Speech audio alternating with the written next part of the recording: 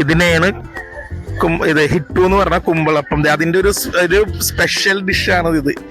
അത് സുർണ അടിക്കുന്നു. സുർണ എന്ന് പറഞ്ഞാല് ചേനയുടെ അച്ചാറാണ്. ഒന്ന് ഇളക്കിയ ചേച്ചിയത് കണ്ട, അതും ആ ഹിറ്റ് ആ സംഭവം കൂടെയാണ്. അതൊന്ന് വന്നെടുത്ത് ഇതാണ് ഇതിന്റെ കോമ്പിനേഷൻ. വൈബ് സംഭവം ഒന്നും പറയാനില്ല. നോൺ വെജ് ഒക്കെ മാറിയിരിക്കും. ഇപ്പോഴത്തെ അനീഴം ചിപ്സ് ആണ് ഇത് റെഡിയാക്കി കൊണ്ടുവന്നത്. അപ്പം ഇത് ആക്ച്വലി നമ്മൾ GSB സമുദായത്തിൻ്റെ ആൾക്കാർ ഇത് ഒരു സംസാർ പടം യുഗാദി എന്ന് പറയും.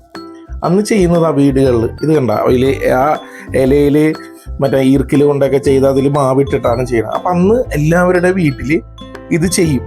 അന്നത്തെ ദിവസത്തെ ഒരു പ്രാധാന്യം ഈ ഒരു സംഭവം ചെയ്യുക എന്നുള്ളതാണ്.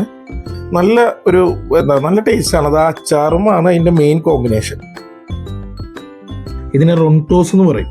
ഇത് കൊങ്ങണി വിഭവമാണ്. ഇതിനെ മലയാളത്തിൽ നമുക്ക് അരി കൊണ്ടുണ്ടാക്കുന്ന പൂരി എന്ന് പറയാം. ഈ വിഭവം നമ്മൾ ഹോളിയുടെ ദിവസം, ഹോളിയല്ല ആ ദിവസങ്ങളിലൊക്കെ ഉണ്ടാക്കുന്ന ഒരു ഐറ്റമാണ്. ആക്ച്വലി ഇതിൻ്റെ കോമ്പിനേഷൻ ഉണ്ട്. ഇതുപോലെ ഇങ്ങനെ പ്ലേറ്റിലെടുത്തിട്ട് അതിൽ പരിപ്പൊഴിക്കും. എന്നിട്ട് അത് കുതിർന്ന ശേഷം അതിങ്ങനെ പയ്യെ എടുത്തിട്ട് കഴിക്കില്ല.